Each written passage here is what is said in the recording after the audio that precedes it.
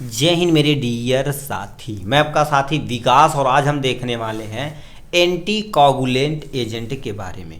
ये देखा जाए तो डी फार्मा सेकेंड ईयर का चैप्टर नंबर 6 का पोर्शन है।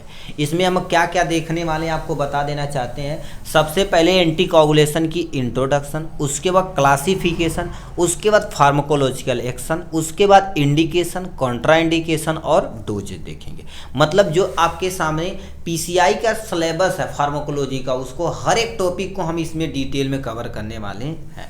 तो समझिए एंटी मतलब क्या होता है, कहते हैं यार हमारे एंटी पार्टी का है, मतलब उसकी वो अगेन काम कर रहा है। और कोगुलेशन मतलब क्या होता है, थक्का बनाना जी, यानी कोगुलेशन वर्ड कहीं भी रहे तो समझ जाना अपने माइंड में थक्का बनाना। तो मतलब ऐसी दवाइयाँ जो हमारे शरीर के अंदर, बाहर न, याद रखना, शरीर के अंदर यदि थक्का बन रहा तो उसको रोकने का जो काम करती है उसी को क्या बोला जाता है, एंटी कोगुलेशन बोला जाता है।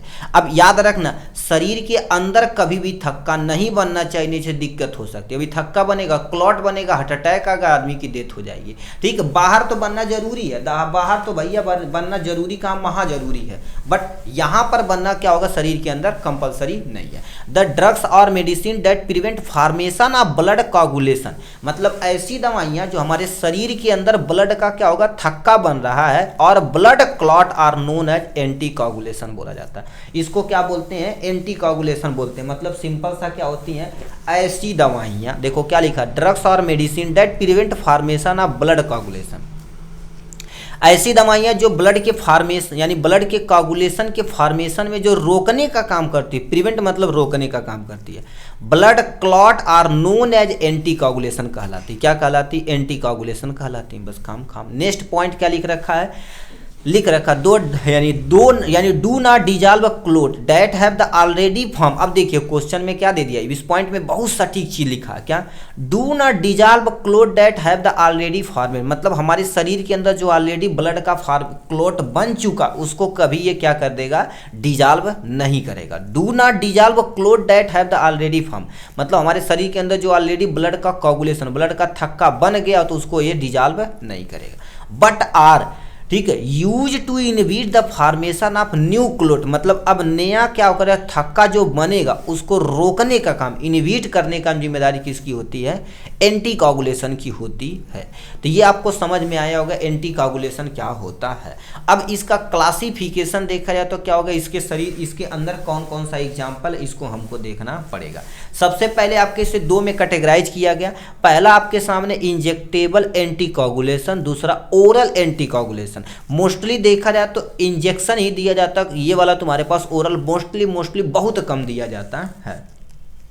जैसे किसी के अंदर क्या होगा, कोलेस्ट्रॉल लेवल धीरे धीरे बढ़ रहा है, जिससे ब्लड का कोगुलेशन होने का खतरा, तो उनको दी जाती है। ठीक है, अब इसमें होता क्या, इंजेक्टेबल, नाम से ही पता, इंजेक्टेबल जिसको हम इंजेक्शन के फॉर्म में हमारे शरीर के अंदर इंटर कराएंगे उसको इंजेक्टेबल बोला जाता है। तो ओरल ऐसी दवाइयाँ जो आपको क्या कर देते हैं, मुंह के द्वारा शरीर के अंदर लेना।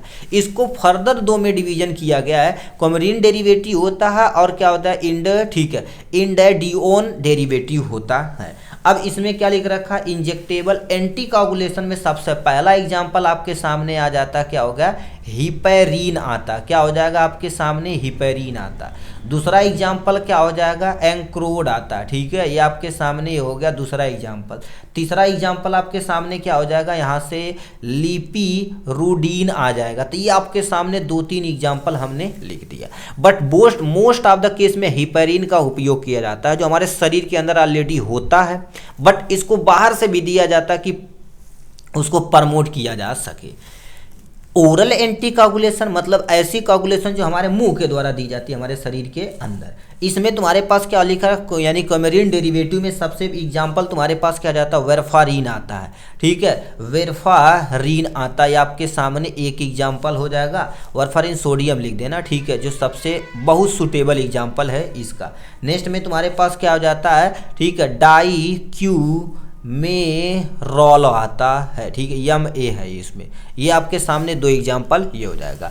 फिर क्या दे रखा, इंडोल डिओन डेरिवेटिव, मतलब कीटोन समूह का ये तुम्हारे पास डेरिवेटिव होता है। इसके अंतर्गत तुम्हारे पास क्या आ जाती है, एक ही एग्जांपल आ जाता है जिसे हम क्या बोलते हैं, ठीक है, न डियोन बोला जाता है। ठीक है, ये ओन मतलब कीटोन ग्रुप इसमें प्रेजेंट होता है। ठीक, तो ये आपके सामने क्या होगा, क्लासिफिकेशन में एक एक दो दो एग्जाम्पल प्लीज आप याद रखिएगा, अपना काम हो जाएगा। दोबारा बताते हैं, इंजेक्टेबल एंटीकोगुलेंट में हेपेरिन हो जाएगा, एंक्रोड हो जाएगा, लिपिडीन हो जाएगा।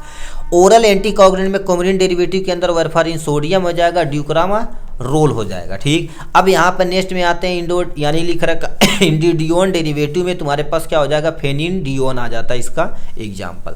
ठीक, ये आपके सामने क्लासिफिकेशन रहा है यहाँ से।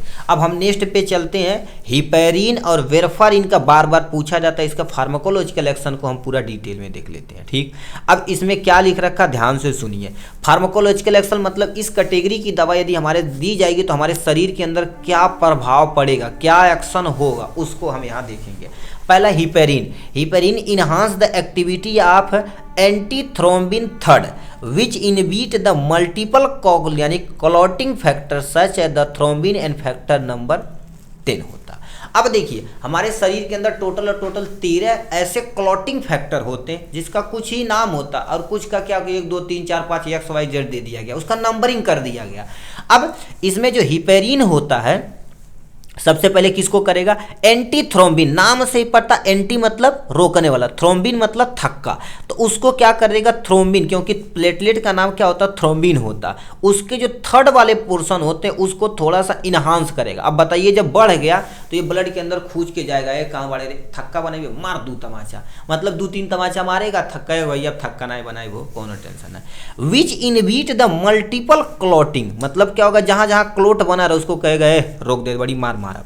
ठीक है, फिर क्या लिखा, क्लोटिंग फैक्टर थ्रोम्बिन तथा फैक्टर नंबर 10 को ये क्या कर देता है, कम करता है। ठीक, अब भैया ये जब बढ़ल तो इनकर तो हैसियत नहीं बा, काहे कि बड़ी लतियावेला, इनके तो बड़ी मार मारी, इन्हों बड़ी मार मारी, तो कहना चल कोनो टेक्का नहीं, हम अब क्लॉट नहीं करब, चल हो गया। Heparin prevent the blood coagulation and blood यानी क्या होगा, क्लॉट ब्लड यानी ब्लड को क्या कर देता है, थक्का बनाने में रोकने का काम करते हैं हिपेरिन। ये हो गया आपके सामने यहाँ से। वेरफारिन देखा जाए तो तुम्हारे पास क्या होता है, वेरफारिन पे आते हैं, दे इनहिबिट विटामिन के, यानी सबसे पहले विटामिन क्या होता है, अभी देखिए किसी को नॉर्मल देखा जाए तो कहीं जैसे फीमेल उमेल होती है at the time of pregnancy, ठीक है, हो जाती है, जब बेबी डिलीवर हो जाता है तो उसमें ब्लड का फॉर्मेशन ज़्यादा होता है, ब्लड का क्लॉट में निकलने का काम ज़्यादा होता है, तो इसी को दिया जाता है इंजेक्शन के रूप में। दे इनहिबिट विटामिन के एपोसाइड एंड यानी रिडक्टेज होता है और reducing the synthesis of clotting factor, दूसरा, छठा, ठीक है, यानी 5 दूसरा 7वां, और ये तुम्हारे पास 9वां प्लस 10वां, leading to anti coagulation effect, मतलब ये क्या कर देते हैं, सबसे पहले पहुंचते ही विटामिन के को क्या कर देंगे, इनहिबिट करेंगे, जिससे रिडक्टिंग ऑफ ईस्ट यानी क्या होता है, यानी reducing the synthesis of clotting factor. अब बताओ यही रिड्यूज हो जाएगा सिंथेसिस, क्योंकि ये सिंथेसिस होगा तो ब्लड क्लॉटिंग होगा, इसी को कहेगा रोक दा है, रोक दा तुरंत। रोकला कौन है, फैक्टर नंबर 3 के, फैक्टर नंबर 7 के, फैक्टर नंबर 9 के, फैक्टर नंबर 10 के, लीडिंग टू द एंटी यानी एंटी कोगुलेशन इफेक्ट, तुरंत वहां से एंटी कोगुलेशन इफेक्ट दिख जाए, काम रुक जाए। वेरफारिन जो बाहर से दिया जाता है, ये आपके सामने फार्माकोलॉजिकल एक्शन हो गया है यहाँ से। अब हम आते हैं थोड़ा सा गुर्दे इंडिकेशन के बारे में। इंडिकेशन क्या होता है, ऐसा चीज जो हमारे शरीर के अंदर कंडीशन में उपयोग किया जा सकता है। कौन कौन एक कंडीशन में उपयोग किया जाता है, पहला दे रखा है जो heparin is use treatment of the various pathological condition, जैसे अनस्टेबल एंजाइना। एंजाइना क्या होता है, ठीक, जैसे मान लेते शरीर के अंदर क्या होता है, चेस्ट पेन होता है, ठीक है, चेस्ट पेन होता है तो उस समय हम क्या कर सकते हैं, नहीं दे सकते। डायलिसिस, डायलिसिस मतलब क्या होता है, जैसे डायलिसिस में करते क्या, आर्टरीज और वेन दिए जाते हैं, एक बड़ी सी मशीन रहती है। अब मान लेते किसी को ब्लड कैंसर हो गया, किडनी फंक्शन सही से वर्क नहीं कर रहा है, तो आर्टरीज और वेन के जरिए ब्लड को मशीन में लिया जाता है, एक से लिया जाता है दूसरे से शरीर के अंदर इंटर कराया जाता है, एक बड़ी सी मशीन होती है, उसको डायलिसिस कहते हैं, ठीक है। किडनी जिसकी डैमेज हो जाती है उसके लिए होता है, ठीक। तो अब इन सब कंडीशन में क्या कर सकते हैं हम, यानी हिपेरिन का उपयोग कर सकते हैं, ठीक है, क्योंकि डायलिसिस होगा भैया तो कहीं मशीनियम क्लॉट कर दे, दोबारा शरीर के अंदर डलना, आदमी की डेथ हो जाएगी, तो नहीं होता। यानी अनस्टेबल एंजाइना, जिसे चेस्ट पेन बोला जाता है, मानते कहीं ब्लॉकेज रहता है तो आपको चेस्ट पेन होता है, एंजाइना की कंडीशन बनी रहती है, वो अनस्टेबल मतलब कभी आता कभी नहीं, उसमें हम हिपेरिन का प्रयोग कर सकते हैं। इन मायोकार्डियल इन्फेक्शन यानी हार्ट अटैक में तो भैया करना ही करना पड़ेगा, क्योंकि ब्लॉकेज को तुरंत रोकना पड़ेगा। क्योंकि देखा जाए तो कहीं भी ब्लॉकेज होगी तो हार्ट अटैक आने का चांस ज़्यादा हो जाता है। तो इसमें क्या करना पड़ेगा, आपको तुरंत रोकना पड़ेगा। नेक्स्ट में टू प्रिवेंट स्ट्रोक एंड यानी क्या लिखा, systematic embolism causes by irregular heart beat, मतलब किसी कारण से क्या हो जाएगा, हार्ट बीट इरेगुलर, जिसको हार्ट एरिथमिया बोला जाता है, ठीक है, हार्ट एरिथमिया, कार्डियक एरिथमिया बोला जाता है, जिससे सही से फंक्शन हार्ट सही से काम नहीं कर पाता, उस कंडीशन में हम क्या कर सकते हैं, इसका उपयोग कर सकते हैं। ब्लड ट्रांसफ्यूजन में होता क्या, ऑलरेडी तो हमारे पास होता है, ठीक, देती है। जैसे मान लेते हैं आप ब्लड कहीं से लेकर आ रहे हैं, तो बताओ बीच में थक्का न बना ले, तो उसके अंदर भी क्या कर दी जाती है, एंटी कोगुलेशन मिलाई जाती है, जिससे आपके शरीर के अंदर ब्लड को चढ़ाया जा सके। ये तो ब्लड निकलते ही क्या 2-4-10 मिनट, क्योंकि हर एक व्यक्ति की क्या होती, क्लॉटिंग टाइम अलग अलग होती है। मोस्टली देखा जाए 2 से लेकर 3 मिनट माना जाता है, ठीक। उसमें भैया ब्लड क्लॉट कर जाएगा तो आदमी चढ़ा ही नहीं पाएगा, तो ब्लड ट्रांसफ्यूजन में प्रयोग किया जाता है। और अभी आप कमेंट में बॉक्स में लिख के दिखाइए, जैसे मान लेते हैं आपको सीसी इतनी बड़ी दी जाए, जैसे अभी डॉक्टरी में होता है, इतनी बड़ी सीसी होती है जिसमें ब्लड का क्या कर देता है, स्टोरेज किया जाता है, ब्लड का स्टोरेज किया जाता है। फिर जैसे ब्लड जांच करवाना है तो हमारे यहाँ से निकाल के उसमें भर देते हैं, फिर वो मशीन में जाएगी तो काम करेगी।